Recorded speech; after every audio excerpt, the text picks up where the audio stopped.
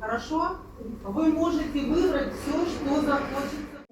Поздравляли вас вчера, да? Да, Радовали вчера тоже, да? мне так Праздник. поздравили.